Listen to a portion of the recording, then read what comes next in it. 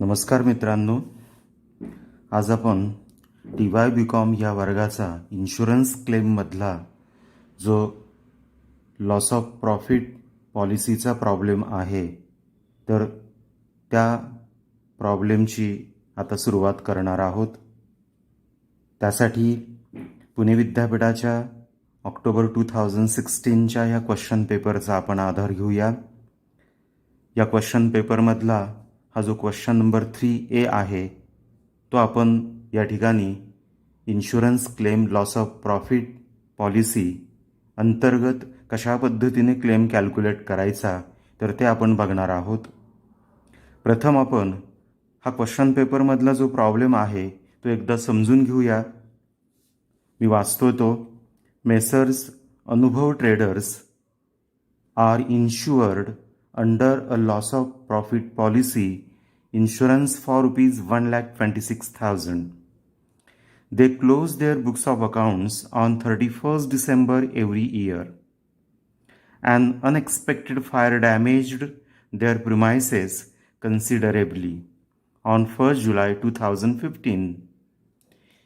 Information available from records is as follows. आणि त्यानंतर मग ज्या वेगवेगळ्या इन्फॉर्मेशन्स आहेत त्या प्रोव्हाइड केलेल्या आहेत। प्रथम आपण हा पहिला पॅरेग्राफ बघूया। अनुभव ट्रेडर्स यांनी लॉस ऑफ प्रॉफिट पॉलिसी 1,26,000ची घेतलेली आहे। प्रत्येक वर्षी त्यांचे बुक्स ऑफ अकाउंट्स क्लोज होत आहे 31 डिसेंबर या तारखेला आणि दुर्दैवाने त्यांच्या व्यवसायाच्या इमारतीला 1 जुलै 2050ला अनपेक्षितपणे आग लागली आणि त्यामुळे इमारतीचं भरपूर काही असं नुकसान झालेलं असं त्यांनी सांगितलं। आणि मग जी काही माहिती आहे ती पुढील या पद्धतीने। Turn over during the year ending 30 June 2015 14,40,000। 30/6/2015 या तारखेला संपलेले जे काही 12 महिने आहेत तर त्या तारखेला त्यांचा सेल्स होता 14,40,000। आता इथे बघा तुम्ही, आग लागलेली आहे 1 जुलै 2015ला आणि त्याच्या एक दिवस अगोदर म्हणजेच आग लागली त्या तारखेला संपलेले जे 12 महिने आहेत तर त्या तारखेचा हा टर्न ओव्हर दिलेला आहे। आणि मी तुम्हाला लॉस ऑफ प्रॉफिट पॉलिसीच्या इंट्रोडक्शनच्या फर्स्ट व्हिडिओमध्ये काही बेसिक टर्म्स समजून सांगितल्या होत्या बघा, की त्यामध्ये काय म्हटलं होतं की आग लागली त्या तारखेला संपलेल्या 12 महिन्यामधला जो सेल्स असतो त्याला आपण काय म्हणतो, स्टँडर्ड सेल्स। याचाच अर्थ turnover during the year ending 30 June 2015 हा जो काही 14,40,000 आहे हा काय असणार आहे, आपला स्टँडर्ड सेल्स असणार आहेत। पुढे बघा, turnover during the year ending 31 December 2014 12 lakhs। 31/12/2014 या तारखेला जे काही वर्ष संपलं त्या वर्षभरामधला सेल्स 12 लाख रुपये होता। आणि इथं प्रॉब्लेमचं दुसरं वाक्य बघा, they close their books of accounts on 31 December every year. आग लागली त्याच्या अगोदर संपलेलं आर्थिक वर्ष आपलं 31 डिसेंबरचं होतं आणि त्या 31 डिसेंबरला आपला एकूण सेल्स होता 12 lakhs। म्हणजेच हा सेल्स कोणता झाला, ॲन्युअल सेल्स झाला। आलं लक्षात। पुढे बघा त्यांनी काय सांगितलं, turnover from 1 July 2015 to 30 September 2015 ₹60,000। 1 जुलै 2015 ते 30 सप्टेंबर 2015 हा जो काही कालावधी आहे ना तर ह्या कालावधीमध्ये तुमचा सेल्स आहे 60,000 रुपयांचा। इथे परत आपण पहिल्या पॅरेग्राफकडे जाऊया बघा। इथे त्यांनी काय म्हटलं, an unexpected fire damaged their premises considerably on 1 जुलै 2015। 1 जुलै 2015ला आग लागली आणि ते काय सांगताय, 1 जुलै 2015 पासून तर 30 सप्टेंबर 2015 पर्यंत हा जो काही कालावधी त्यांनी दिला आहे ना तर ह्या कालावधीमध्ये म्हणजे आग लागली त्या तारखेपासून तर व्यवसायाची पुन्हा पुनर्स्थापना होईपर्यंतचा हा कदाचित कालावधी आहे। तर त्या कालावधीमध्ये तुमचा सेल्स किती होता, 60,000 एवढा होता। पुढे त्यांनी असं म्हटलं, turn over in corresponding period of 2014 3,60,000। आता हा जो काही 1 जुलै 2015 ते 30 सप्टेंबर 2015 हा जो काही कालावधी दिला आहे ना तुम्हाला तोच कालावधी परंतु 2014 मधला, म्हणजेच काय 1 जुलै 2014 टू 30 सप्टेंबर 2014 हा जो काही कालावधी आहे त्या कालावधीमध्ये मागच्या वर्षी तुमचा सेल्स होता 3,60,000 एवढा. त्याच्यानंतर पुढे म्हटलं standing charges for the year ending 31 December 2014 72,000. Net profit during the year ending 31 December 2014 48,000 दिलेला आहे. स्टँडिंग चार्जेस आणि NP दिलेला आहे तुम्हाला इथे. आणि नंतर एक महत्त्वाचं वाक्य बघा इथे, it has been ascertained that the business has consistently shown increase of 25% in turnover in the month preceding the date of fire over the corresponding period of previous year. इथं त्यांनी असं सांगितलेलं आहे की त्यांच्या असं लक्षात आलेलं आहे की आग लागली त्याच्या अगोदरचा जो काही कालावधी होता ना, तर त्या कालावधीमध्ये तुमच्या असं लक्षात आलं आहे की तुमच्या विक्रीमध्ये सातत्याने 25% एवढी वाढ घडून येत होती. मागच्या वर्षाचा जर तोच कालावधी तुम्ही विचारात घेतला आणि त्या कालावधीबरोबर जर या कालावधीचं कम्पॅरिझन केलं तर 25% सातत्याने तुमचा सेल्स वाढतोय. आणि मग ह्या अशा परिस्थितीमध्ये तुम्हाला ते सांगताय show the amount of claim. तर या पद्धतीने हा आपल्याला प्रॉब्लेम दिलेला आहे. तर चला मित्रांनो, मग आता आपल्याला हा प्रॉब्लेम सोडवायचा आहे. अतिशय सोपा आहे. आता या ठिकाणी बघा, कुठेही तुम्हाला ह्या प्रॉब्लेममध्ये ॲडिशनल एक्सपेन्सेस दिलेले नाही आहेत, बरोबर, किंवा सेव्हिंग इन एक्सपेन्सेस दिलेले नाही आहे. आणि मी तुम्हाला इन्शुरन्स क्लेम लॉस ऑफ प्रॉफिटच्या 2 मेथड सांगितल्या होत्या. तर त्यातला जो काही सेकंड मेथड आहे की जी 4 स्टेप्समध्ये आपल्याला पूर्ण करता येते, म्हणजे GP रेशो आणि इंडेमिनिटी रेशो कॅल्क्युलेट करून दोघांमधला जो कमी रेशो असेल तो जर कन्सिडर करायचा असेल तर ती सेकंड मेथड असते. तर त्या मेथडचा वापर करून आपण हा प्रॉब्लेम सॉल्व करूया. चला तर मित्रांनो, आता आपण हा प्रॉब्लेम सॉल्व करायला सुरुवात करूया. Insurance claim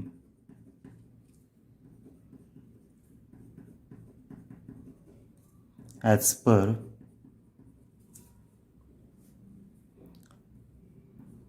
loss of profit policy. आता हा जो काही आपण प्रॉब्लेम आत्ता बघितला तर हा आपण दोन्हीही मेथडने सॉल्व करणार आहोत. तर चला मग पहिली मेथड आपण घेऊया आता या ठिकाणी. त्याची मी फर्स्ट स्टेप्स घेतो. Step number 1. आणि स्टेप नंबर 1 मी तुम्हाला काय सांगितली होती की फर्स्ट कॅल्क्युलेट शॉर्ट सेल. म्हणून मी इथं टायटल देतो calculation of short sale. Calculation of short sales. मग हा शॉर्ट सेल्स कसा कॅल्क्युलेट करायचा तर हे तुम्ही लर्न केलेलं असलं पाहिजे. तर तो खूप साधा सिंपल फॉर्म्युला आहे. Sales during the last year, sales during the last year corresponding to indemnity period, बरोबर. आणि आता हा आपण शोधला पाहिजे, sales during the last year corresponding to indemnity period.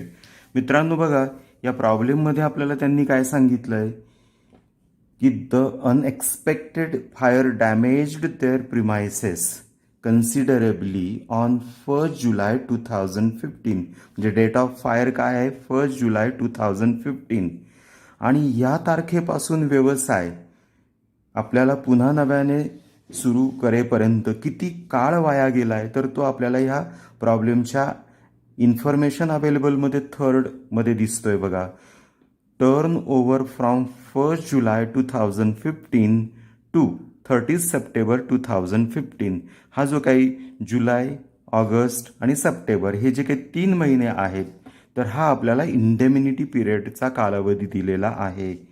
मग जर 1 जुलै 2015 टू 30 सप्टेंबर 2015 हा आपला ॲक्च्युअल इंडेमिनिटी पिरियड असेल तर इथं काय म्हटलंय बघा, sales during the last year corresponding to indemnity period, म्हणजे चालू वर्षाचा जो इंडेमिनिटी पिरियड आहे त्याच्या बरोबर 12 महिने अगोदरचा कालावधी, म्हणजेच दॅट इज काय कालावधी येतो तो, तर तो येतो 1 जुलै 2014 टू 30 सप्टेंबर 2014. तर हा तो कालावधी असणार आहे. आणि मग या कालावधीमधला सेल्स जो असेल तर तो या लाईनच्या समोर घ्यायचा. मग तो किती आहे, तर बघा पुन्हा एकदा प्रॉब्लेमकडे आपण जाऊया आणि या ठिकाणी 4th सेंटेन्स वाचा. Turn over in the corresponding period of 2014 3,60,000. म्हणजे हा जो काही आपण आत्ता कालावधी लिहिला तर या कालावधीमध्ये मागच्या वर्षी तुमचा सेल्स किती झालेला होता, 3,60,000 एवढा.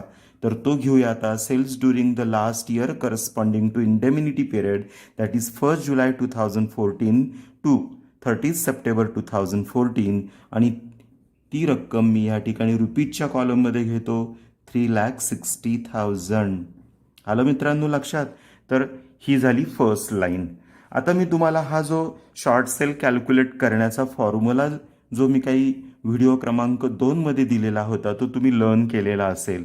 तर ह्या sales during the last year corresponding to indemnity पिरियडमध्ये मी तुम्हाला काहीतरी ॲड करायला सांगितलं होतं की जर आग लागली त्याच्या अगोदर तुमच्या असं लक्षात आलं की मागच्या वर्षाच्या कम्पॅरिझनमध्ये या वर्षामध्ये आपला सेल्स वाढतोय किंवा कमी होतोय असं जर तुमच्या लक्षात आलं तर जर सेल्स वाढत असेल तर तो ॲड करायचा असतो.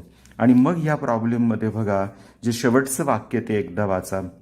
It has been ascertained that the business has consistently shown an increase of 25% in turnover in the months preceding the date of fire over the corresponding period of previous year.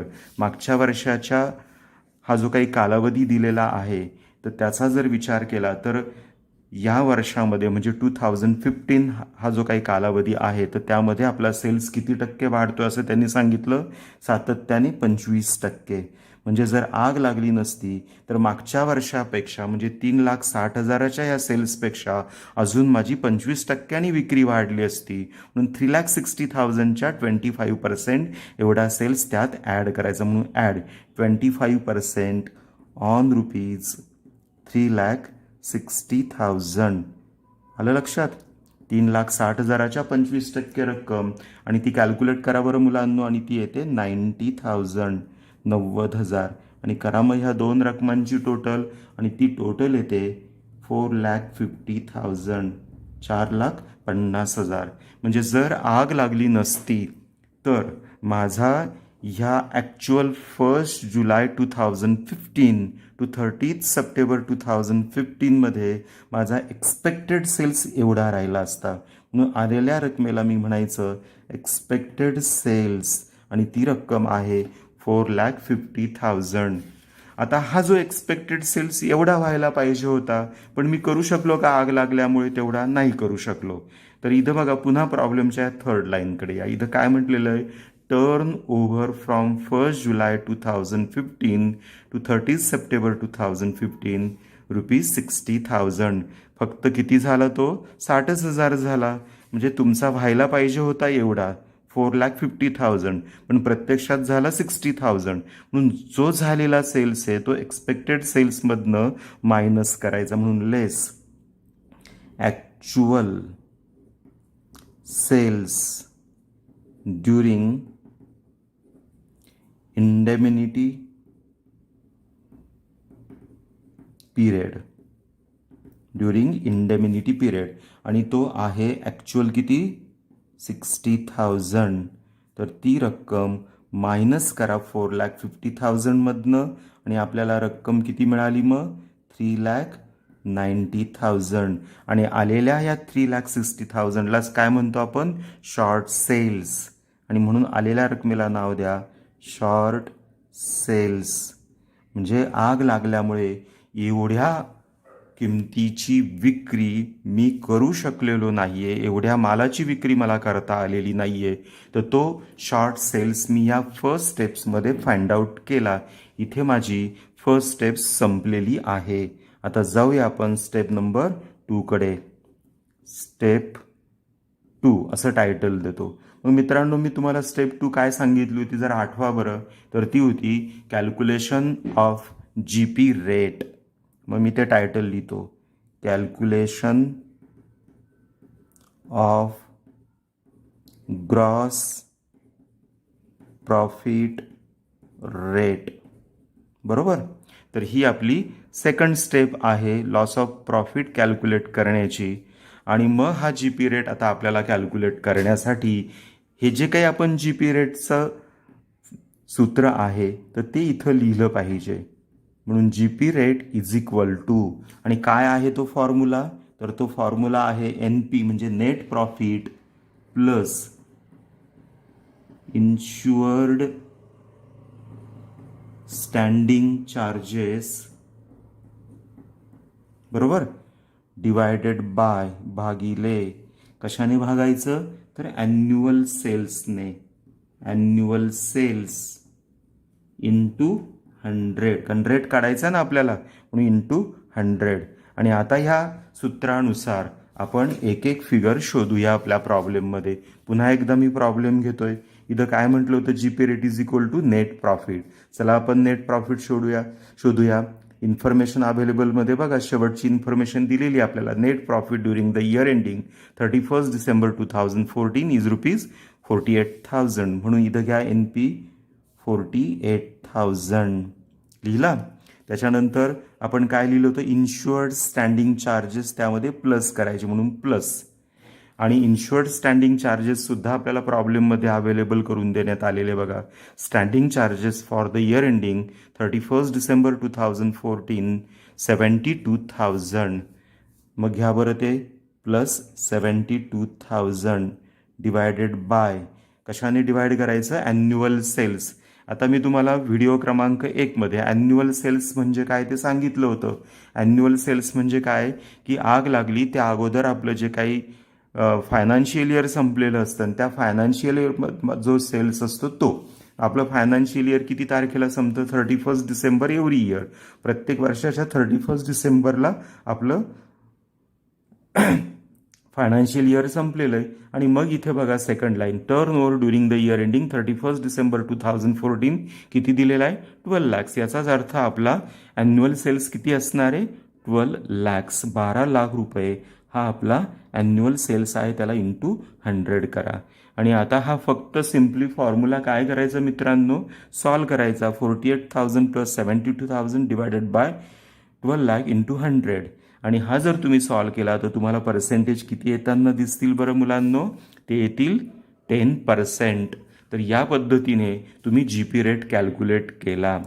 चला आता मित्रांनो पुढच्या आपण third स्टेपकडे जाऊया. Step number 3. मी सुरुवातीलाच तुम्हाला म्हटलं होतं की अगोदर सोपी मेथड घेऊया. मग सोपी मेथड कोणती आहे, तर सेकंड मेथड. सेकंड मेथडमध्ये काय करतो आपण, तर सेकंड मेथडमध्ये आपण अगोदर शॉर्ट सेल कॅल्क्युलेट करतो, नंतर GP रेट कॅल्क्युलेट करतो, आणि त्यानंतर डायरेक्ट आपण तिसऱ्या स्टेपकडे येतो, ते म्हणजे कॅल्क्युलेशन ऑफ इंडेमिनिटी रेशो किंवा इंडेमिनिटी रेट ऑर रेशो, काही पण म्हणा तुम्ही, रेशो ऑर रेट. तर ही तिसरी स्टेप तुम्ही इथं आता पूर्ण करणार आहात. मग आता हा इंडेमिनिटी रेट किंवा इंडेमिनिटी रेशो कसा कॅल्क्युलेट करायचा, तर त्याचाही फॉर्म्युला आहे. तो तुमचा पार्ट असला पाहिजे मुलांनो. आणि मग काय आहे बरं तो फॉर्म्युला, तर तो फॉर्म्युला आहे इंडेमिनिटी रेट कॅल्क्युलेट करण्याचा, आणि तो आहे अमाऊंट ऑफ इन्शुरन्स पॉलिसी.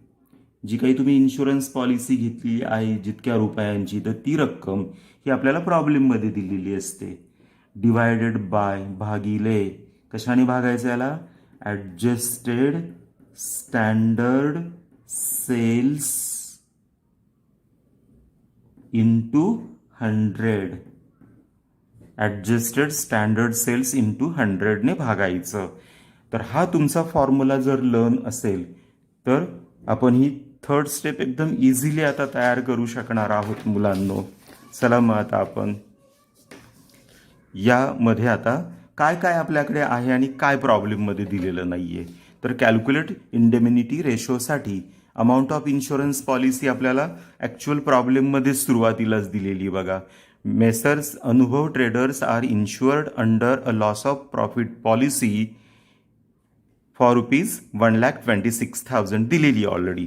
परंतु ह्या संपूर्ण प्रॉब्लेममध्ये तुम्हाला असं कुठं सांगितलं का this is our adjusted standard sales? कुठेच दिलेलं नाही. तर तो तुम्हाला शोधावा लागणार आहे. म्हणून आपण अगोदर हा फॉर्म्युला सॉल्व करण्यापूर्वी ॲडजस्टेड स्टँडर्ड सेल्स शोधूया. आणि मुलांनो ॲडजस्टेड स्टँडर्ड सेल्स शोधणं खूप सोपं आहे. तर त्याच्यासाठी तुम्हाला आधी काय माहीत असलं पाहिजे, तर स्टँडर्ड सेल्स कशाला म्हणायचं तर ते आधी तुम्हाला माहीत असलं पाहिजे. मी तुम्हाला व्हिडिओ क्रमांक 1मध्ये सांगितलं होतं स्टँडर्ड सेल्स म्हणजे काय, तर ज्या तारखेला आग लागली त्या तारखेला संपलेले जे 12 महिने असतात तर त्या 12 महिन्यांमधला जो सेल्स असतो त्याला स्टँडर्ड सेल्स असं म्हणतात. आग केव्हा लागली? 1 जुलै 2015ला. मग या तारखेला संपलेले जे 12 महिने तर त्याचा सेल्स. मग त्यासाठी चला बरं तुम्ही तुमच्या प्रॉब्लेमच्या ह्या इन्फॉर्मेशन अवेलेबलच्या फर्स्ट लाईनवर बघा. During the year ending turn over आपल्याला किती दिलेला आहेत बघा, 14,40,000 आणि त्याची डेट बघा एकदा काय. मी परत पुन्हा एकदा वाचतो बघा. Turnover during the year ending 30 June 2015 ₹14,40,000. 1 जुलैला आग लागली त्याच्या आदल्या दिवसापर्यंत संपलेले जे 12 महिने होते त्याचा हा सेल्स आहे. म्हणजेच कोणता सेल्स झाला मुलांनो? स्टँडर्ड सेल्स झाला. म्हणून आपल्याला स्टँडर्ड सेल्स माहीत झाला. तुम्ही या ठिकाणी लिहिला 14,40,000. पण आपल्याला नुसता स्टँडर्ड सेल्स नको. इथं काय लिहिलंय वाचा बरं. ॲडजस्टेड स्टँडर्ड सेल्स पाहिजे. मग ॲडजस्टेड स्टँडर्ड सेल्स म्हणजे काय की या स्टँडर्ड सेल्समध्ये चालू वर्षाचा जो काही सेल्समधला चढ उतारा आहे तो कन्सिडर करून जो सेल्स आपल्याला मिळतो त्याला आपण ॲडजस्टेड स्टँडर्ड सेल्स असं म्हणतो. आणि मगाच आपण पाहिलं होतं की चालू वर्षामध्ये आपल्या सेल्समध्ये कन्सिस्टंटली 25% वाढ होते असं आपल्या लक्षात आलंय. म्हणजेच जर आग लागली नसती तर माझा हा जो स्टँडर्ड सेल्स आहे हा नक्की 25%ने वाढला असता. म्हणून ते जे 25% आहे ते ॲड करायचे. Add 25% on ₹14,40,000. आलं लक्षात? तर ह्या 14,40,000 रुपयांच्या 25% रक्कम कॅल्क्युलेट करा आणि ती 14,40,000मध्ये ॲड करा. आणि मला वाटतं मित्रांनो ती येते 3,60,000 एवढी येते. मग करा बरं टोटल याची. आणि ती टोटल येते 18 lakhs. 18 लाख रुपये ही आली टोटल. आणि आलेल्या ह्या 18 लाखाला म्हणायचं adjusted standard cells.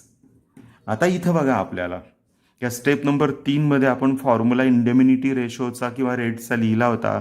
Amount of insurance policy divided by adjusted standard sales into 100 बरोबर. मग आपल्याला आता ह्या सगळ्याच गोष्टी माहीत झाल्या की नाही. अमाऊंट ऑफ इन्शुरन्स पॉलिसी आपल्याला प्रॉब्लेममध्ये दिलेली आहे. ॲडजस्टेड स्टँडर्ड सेल्स आपण हा काय आत्ता जस्ट पण शोधलेला आहे. त्यामुळे आता आपण ॲज पर या थर्ड स्टेपनुसार इंडेमिनिटी रेट आता कॅल्क्युलेट करू शकतो.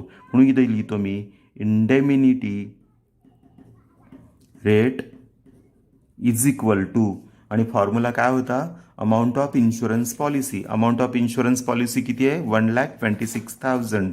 मग घ्या ती amount of insurance policy 1,26,000 divided by भागिले आणि भागिले काय घ्यायचं ॲडजस्टेड स्टँडर्ड सेल जो आपण आत्ता शोधला आहे 18 lakhs. 18 लाख इंटू रेट पाहिजे म्हणून 100 आणि सोडावा बरं. आणि जर आता 1,26,000 अपॉन 18 lakhs इंटू 100 जर आपण सॉल्व केला तर पर्सेंटेज किती येतात 7% येतात. या पद्धतीने आपण स्टेप नंबर 3 कंप्लीट केली. आता जाऊया आपण स्टेप नंबर 4कडे. आणि स्टेप नंबर 4 काय आहे इन्शुरन्स क्लेम बरोबर. इन्शुरन्स क्लेम आता इथं आपल्याला कॅल्क्युलेट करायचा आहे. आणि मग हा इन्शुरन्स क्लेम कॅल्क्युलेट करणं खूप सोपं आहे बरं का मुलांनो. मी त्याचा फॉर्म्युला इथं लिहितो. Insurance claim is equal to, मग आता इन्शुरन्स क्लेम कसा काढायचा, तर स्टेप नंबर 1 आपण जी काही कॅल्क्युलेट केली होती ना, ती काय होती बरं, शॉर्ट सेल होता, बरोबर की नाही. शॉर्ट सेल्स इनटू त्याला काय करायचं, तर स्टेप नंबर 2 म्हणजे काय, जीपी रेट, आणि स्टेप नंबर 2 इंडेमिनिटी रेशो. या दोन स्टेपमधला जो रेट सर्वाधिक कमी असेल, आता बघा जीपी रेट किती आला होता, 10%, आणि इंडेमिनिटी रेट किती आलेला आहे, 7%. या दोघांमधला जो कमी असेल तो इथं घ्यायचा. Short sale into GP rate or indemnity rate whichever is less. तर ती रक्कम घ्यायची, दोघांपैकी जी कमी असेल ती, बरोबर. मग चला बरं आता घेऊया आपण. ॲज पर स्टेप नंबर 1 आपण शॉर्ट सेल शोधला होता की नाही, वाटलंच तर मी इथं लिहून ठेवतो बरं का. शॉर्ट सेलच्या इथं कुठून आणायचा, हा स्टेप नंबर 1 मधनं आणायचा. जीपी रेट हा कुठं मिळतो तुम्हाला, स्टेप नंबर 2 मध्ये मिळतो. इंडेमिनिटी रेट कुठं मिळतो तुम्हाला, 3 मध्ये मिळतो. मग 2 आणि 3 मधला जो रेट कमी असेल तो शॉर्ट सेलला गुणायला घ्यायचा. मग चला बरं आता स्टेप नंबर 1 कडे जाऊया. स्टेप नंबर 1 मधला शॉर्ट सेल किती होता, 3,90,000, बरोबर. मग शॉर्ट सेल घेतला मी 3,90,000 इनटू काय म्हटलं त्यांनी, GP rate or indemnity rate whichever is less, बरोबर. मग तो आता आपण घेणार आहोत. तर तो घ्या बरं आता इथं, आणि तो आहे जीपी रेट 10% आणि इंडेमिनिटी रेट आहे 7%. म्हणून आपण जो कमी आहे तो म्हणजे इंडेमिनिटी रेट 7%, तर तो या ठिकाणी आपण घेणार आहोत. आणि मग चला बरं 3,90,000 इंटू 7% करा, आणि आपल्याला आपल्या इन्शुरन्स क्लेमचं उत्तर माहीत झालं, 27,300 रुपीज. तर हा आला आपला as per second method insurance claim for loss of profit. 27,300 इतका या ठिकाणी आपल्याला आपला इन्शुरन्स क्लेम येताना दिसतो आहे. मित्रांनो, आता आपण हा सेकंड मेथडनुसार प्रॉब्लेम सॉल्व्ह केला. याच्यात काय केलं आपण, तर शॉर्ट सेल कॅल्क्युलेट केला, दुसऱ्या स्टेपमध्ये जीपी रेट काढला, तिसऱ्या स्टेपमध्ये आपण इंडेमिनिटी रेट कॅल्क्युलेट केला, आणि इन्शुरन्स क्लेमचं सूत्र मांडलं की short sales into GP rate or indemnity rate whichever is less, आणि आपण आपलं उत्तर इन्शुरन्स क्लेम शोधला 27,300, बरोबर. आता हाच जो प्रॉब्लेम आहे ना, आपण फर्स्ट मेथडने आपण सॉल्व्ह करणार आहोत, ऑर, बरोबर. आता आपण पुढची मेथड घेणार आहोत याच प्रॉब्लेमसाठी. आता त्या प्रॉब्लेमसाठी ज्या स्टेप्स आपण पूर्वी केलेल्या आहेत ना, पुन्हा त्या रिपीट करायच्या नाही. तर फर्स्ट स्टेपनुसार आपल्याला स्टेप नंबर 1 काय घ्यावी लागत होती, तर कॅल्क्युलेशन ऑफ शॉर्ट सेल्स. आणि आपण आत्ता ह्या मेथडच्या निमित्ताने या ठिकाणी शॉर्ट सेल ऑलरेडी आपण कॅल्क्युलेट केला आहे की नाही, 3,90,000 हा आपण ऑलरेडी कॅल्क्युलेट केलेला आहे. त्यामुळे पुन्हा आता आपण या फर्स्ट मेथडसाठी शॉर्ट सेल कॅल्क्युलेट करणार नाही, ऑलरेडी आपण याच पद्धतीने तो कॅल्क्युलेट करायचा, बरोबर. त्याच्यानंतर दुसरी स्टेप काय होती, calculation of gross profit rate. तो सुद्धा याच पद्धतीने कॅल्क्युलेट करायचा. ऑलरेडी आपण तो कॅल्क्युलेट केलाय की नाही केलाय, किती पर्सेंट आला आपला, 10%. त्यामुळे पुन्हा आता आपण त्यासाठी जीपी रेट कॅल्क्युलेट करणार नाही, म्हणून मी फक्त इथं लिहून ठेवतो स्टेप नंबर 2 तीच आहे, कॅल्क्युलेशन ऑफ जीपी रेट. इथे आपण शॉर्ट सेल पहिल्या मेथड नुसार आपण 3,90,000 कॅल्क्युलेट करून ठेवला होता, तो मी इथं लिहून ठेवतो. जीपी रेट आपला 10% होता, तो इथं घेतोय. आता आपण पहिल्या मेथडच्या थर्ड स्टेपकडे जाऊया. थर्ड स्टेप मात्र आता बदलली तिथे. आपण इथे पहिल्या मेथडमध्ये आत्ता जस्ट काय केलं होतं, इंडेमिनिटी रेट काढला होता. त्याच्याऐवजी काय करायचं, calculation of loss of profit calculate करायचं. Calculation of loss of profit. आणि कॅल्क्युलेशन ऑफ लॉस ऑफ प्रॉफिटचा फॉर्म्युला आपल्याला मग माहीत असला पाहिजे. आणि खूप सोपा आहे तो, तुम्हाला मी सांगितला होता बघा व्हिडिओ क्रमांक 2 मध्ये. काय आहे तो, तर तो आहे short sales into GP rate into GP rate. मग यामध्ये आपण शॉर्ट सेल्स जस्ट काढलाच की नाही, 3,90,000. मग 3,90,000 इंटू GP रेट किती होता आपला, 10%. बरोबर. म्हणजेच याचा अर्थ आग लागल्यामुळे मला जो काही लॉस झालेला प्रॉफिटचा प्रथमदर्शनी किती दिसतोय तुम्हाला, 39,000 एवढा दिसतोय. तर ही झाली थर्ड स्टेप. आता जाऊया आपण फोर्थ स्टेपकडे. फोर्थ स्टेपमध्ये काय करतो आपण, net loss of profit calculate करतो. बरोबर. मग net loss of profit calculate करण्यासाठी प्रॉब्लेममध्ये काय बघतो आपण, की त्या ठिकाणी काही ॲडिशनल एक्सपेन्सेस आहेत का, सेव्हिंग इन एक्सपेन्सेस आहेत का, तर नाही आहे बघा. या प्रॉब्लेममध्ये आपल्याला असं कुठेही सांगितलेलं नाही आहे की तुम्हाला आग लागल्यामुळे प्रॉफिटचं नुकसान कमी करण्यासाठी एवढा खर्च जास्त करावा लागला किंवा एवढं तुमचं सेव्हिंग झालेलं काहीच नाही आहे. त्यामुळे आपला नेट लॉस ऑफ प्रॉफिट हा किती असणार आहे, जो ॲज पर थर्ड स्टेप आलेला होता 39,000, तर तोच तसाच राहणार आहे. म्हणून मी तिथे ती रक्कम लिहून ठेवली, net loss of profit is ₹39,000. Okay. आणि आता आपल्याला जायचं सगळ्यात महत्त्वाच्या 5व्या भागाकडे, की ज्यामध्ये आपल्याला इन्शुरन्स क्लेम कॅल्क्युलेट करायचा असतो. Insurance claim. परंतु तो इन्शुरन्स क्लेम कॅल्क्युलेट करताना इथं ॲव्हरेज क्लॉज आहे का, हे मात्र अगोदर पडताळून बघायचं. मग ॲव्हरेज क्लॉज आहे हे आपण कसं बघतो, तर अमाऊंट ऑफ इन्शुरन्स पॉलिसी आणि अजून एका रकमेचं कम्पॅरिझन करायचं असतं. तर कोणती असते ती रक्कम, तर ती असते gross profit on adjusted standard सेल्सची रक्कम असते. या दोन रकमांचं आपण कम्पॅरिझन करणार आहोत. Insurance claim.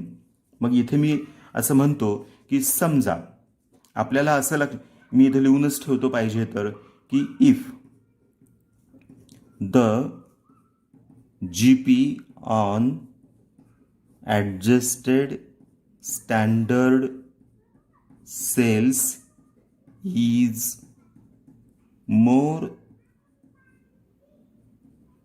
than the amount of insurance policy. बरोबर. if the GP म्हणजे gross profit on adjusted standard sales is more than the amount of insurance policy and it is mentioned in the policy. आणि हे तुम्हाला पॉलिसीमध्ये पण सांगितलेलं आहे, policy that average clause is applicable. मग असं जर असेल ना, तर मग काय करायचं असतं, हा जो काही आपला फोर्थ स्टेपमध्ये जो काही लॉस आला ना तुमचा, नेट लॉस ऑफ प्रॉफिट, तर हा जो लॉस आहे तो आपल्याला रिड्यूस करायचा असतो प्रोपोर्शनेटली. म्हणून then reduce the loss of profit proportionately. बरोबर. मग असं जर असेल तर आता आपल्याला काय करावं लागेल, GP on adjusted standard sales आधी शोधावा लागेल. बरोबर. म्हणून आपण अगोदर तो शोधूया. GP on adjusted standard sales GP on adjusted standard sales शोधण्यासाठी प्रथम तुम्हाला काय माहीत असावा लागतो? Standard sales. म्हणून मी इथे लिहिला स्टँडर्ड सेल्स. आणि स्टँडर्ड सेल्स मगाच आपण काढला होता की नाही पहिल्या मेथडसाठी? तो काय होता की आग लागली त्या तारखेला संपलेल्या 12 महिन्यांमधला सेल्स, आणि तो किती होता? 14,40,000. Standard sales 14,40,000, 14,40,000. आणि आपल्याला ॲडजस्टेड स्टँडर्ड सेल्स पाहिजे. मग तो कसा काढायचा? तर ॲड, जो काही इन्क्रीजिंग ट्रेंड असेल तो त्यामध्ये ॲड करायचा. आणि तो इन्क्रीजिंग ट्रेंड किती आहे? 25% ऑन रुपीज 14,40,000 एवढा आहे. मग तो त्यामध्ये ॲड करा, म्हणजेच 3,60,000 येतो की नाही? 3,60,000 बरोबर. मग याची टोटल केली मी, आणि ती टोटल आली आहे माझी 18 lakhs. आणि ह्या 18 lakhsला काय म्हणायचं? Adjusted standard sales. आता मला ॲडजस्टेड स्टँडर्ड सेल्स आत्ताशी माहीत झाला. फक्त मला ॲडजस्टेड स्टँडर्ड सेल्स नको आहे, तर त्यावरचा जीपी पाहिजे. म्हणून मग मी इथं म्हटलं GP on adjusted standard sales बरोबर इज इक्वल टू, आणि तो किती होता adjusted standard sales? 18 lakhs into, आणि माझे जीपीचे पर्सेंटेज किती होते ॲज पर आवर प्रॉब्लेम? 10% होते बरोबर की नाही? इंटू 10% बरोबर. म्हणून इंटू 10% मी केलं. आणि GP on adjusted standard sales मला किती मिळाला? 1,80,000 एवढा मिळाला. आलं लक्षात तुमच्या आता हे सगळं कॅल्क्युलेशन? आणि परत एकदा या 5व्या स्टेपच्या मी सुरुवातीकडे येतो. इथे मुद्दा मी वाक्य लिहून ठेवलं बघा. If the GP on adjusted standard sales is more than the amount of insurance policy. माझा GP on adjusted standard sales किती आला? 1,80,000. आणि तो जर is more than the amount of insurance policy, आणि तो इन्शुरन्स पॉलिसीच्या रकमेपेक्षा जास्त असेल तर, मग आहे का तो इन्शुरन्स पॉलिसीच्या रकमेपेक्षा जास्त? आहे, कारण माझी इन्शुरन्स पॉलिसीची रक्कम किती आहे? 1,26,000 एवढीच आहे. आणि माझा GP on adjusted standard sales किती आला? 1,80,000. म्हणजेच या प्रॉब्लेममध्ये काय आहे?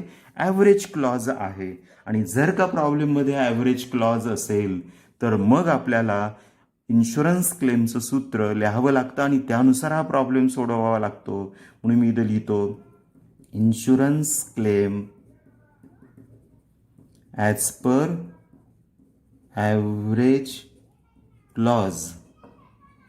आणि insurance claim as per average clause आपल्याला कॅल्क्युलेट करण्याचा फॉर्म्युला मी तुम्हाला दिलेला होता, आठवत असेल बघा तुम्हाला. काय होता तो? Net loss of profit. हा नेट ऑफ लॉस प्रॉफिट कुठे शोधायचा? तर स्टेप नंबर 4 मध्ये बरोबर. इंटू गुणिले अमाऊंट ऑफ इन्शुरन्स पॉलिसी. ही कुठे दिलेली असते? तर प्रॉब्लेममध्ये दिलेली असते. प्रॉब्लेममधनं शोधायची. आणि या सगळ्यांना divided by gross profit on adjusted standard sales बरोबर. तर हे आहे तुमचं ॲव्हरेज क्लॉजनुसार इन्शुरन्स पॉलिसी कॅल्क्युलेट करण्याचा हा फॉर्म्युला. मग टाका बरं आता या फॉर्म्युल्यामध्ये सगळ्या figure. Net loss of profit as per step number 4 आपण काढली की नाही? स्टेप नंबर 4 किती आहे? 39,000 into amount of insurance policy जी प्रॉब्लेममध्ये आपल्याला दिलेली आहे किती आहे ती? 1,26,000 डिवायडेड बाय भागिले gross profit on adjusted standard sales. आपण जस्ट आत्ता काढला की नाही? किती होता तो? 1,80,000 डिवायडेड बाय 1,80,000. आणि मित्रांनो करा बरं सॉल्व तुम्ही आता हे उत्तर, आणि किती येतं ते उत्तर तुमच्या लक्षात येईल. 39,000 इंटू 1,26,000 डिवायडेड बाय 1,80,000. हा जर तुम्ही सॉल्व केला तर तुमचं जे पूर्वीचं उत्तर होतं तेच तुम्हाला येताना दिसेल. 27,300 हाच तुमचा इन्शुरन्स क्लेम असणार आहे. म्हणजे बघा कोणत्याही मेथडने तुम्ही प्रॉब्लेम सॉल्व करा, येणारं उत्तर हे सारखंच येतं, बरोबर. तुम्ही पहिल्या मेथडनुसार बघा. आता मी परत एकदा तुम्हाला ती पहिली मेथड समजावून सांगतो. पहिल्या मेथडनुसार तुम्ही 3,90,000 एवढा शॉर्ट सेल कॅल्क्युलेट केला. GP रेट काढला होता 10%. इंडेमिनिटी रेट तुम्ही कॅल्क्युलेट केला होता 7% मला वाटतं ना, बरोबर ना, 7%. आणि नंतर मग 7% होता तो इंडेमिनिटी रेट. आणि मग इन्शुरन्स क्लेम तुम्ही कॅल्क्युलेट केला 27,300, बरोबर. आता हे आलं पहिल्या मेथडनुसारचं उत्तर. आणि हेच उत्तर आपल्याला दुसऱ्या मेथडने जरी प्रॉब्लेम सोडवला तरी यायला हवं, आणि ते आलेलं आहे. मग दुसऱ्या मेथडनुसार आपण प्रॉब्लेम सोडवला. पहिली स्टेप काय होती, शॉर्ट सेल कॅल्क्युलेट करायचा, जो आपण ऑलरेडी कॅल्क्युलेट केला होता म्हणून मी तो इथे लिहिला 3,90,000. त्यानंतर GP रेट काढायचा 10%, तो ऑलरेडी आपण अगोदरच काढला होता. त्यानंतर calculation of loss of profit calculate करायचा, तो आपण short sale into GP rate केला, 39,000 एवढा आला, बरोबर. तर तो आपण काढला. त्यानंतर फोर्थ स्टेप आपण घेतली, नेट लॉस ऑफ प्रॉफिट. जर ॲडिशनल एक्सपेन्स असेल तर ॲड करा, सेव्हिंग असेल तर लेस करा, परंतु ते प्रॉब्लेममध्ये दिलेले नाही, त्यामुळे चौथ्या स्टेपमधलं लॉस ऑफ प्रॉफिट तिसऱ्या स्टेपमधलाच राहणार आहे, म्हणजे 39,000. त्यानंतर आपण आपल्या इन्शुरन्स क्लेमच्या प्रॉब्लेममध्ये ॲव्हरेज क्लॉज आहेत का ते पाहिलं. त्यासाठी काय केलं, GP on adjusted standard sales काढला, आणि तो किती आला, 1,80,000. आणि 1,80,000ची रक्कम जर इन्शुरन्स पॉलिसीच्या रकमेपेक्षा जास्त असेल तर ॲव्हरेज क्लॉज असतो, म्हणून ॲव्हरेज क्लॉजनुसार तो प्रॉब्लेम सोडवायचा. मग ॲव्हरेज क्लॉजचं सूत्र मांडलं आपण, net loss of profit into amount of insurance policy divided by GP on adjusted standard sales. Figures टाकल्या आणि उत्तर आपल्याला पुन्हा मिळालं 27,300. म्हणजेच याचा अर्थ काय झाला की तुम्ही कोणत्याही मेथडने प्रॉब्लेम सॉल्व करा, पहिल्या मेथडने जरी प्रॉब्लेम सॉल्व केला तरी उत्तर तुमचं किती येतं, 27,300. सेकंड मेथडने जरी तुम्ही प्रॉब्लेम सॉल्व केला तरी तुमचं उत्तर किती येतं, 27,300. जे मेथड कोणतीही असू द्या, तुम्हाला येणारं उत्तर सारखंच आहे. फक्त तुम्हाला कोणती पचनी पडते, तुम्हाला जी सोपी वाटते ती मेथड तुम्ही वापरणार आहात, एवढं लक्षात ठेवा. मला वाटतं तुम्हाला हा प्रॉब्लेम समजला असेल. संपूर्ण व्हिडिओ तुम्ही पाहिला त्याबद्दल धन्यवाद.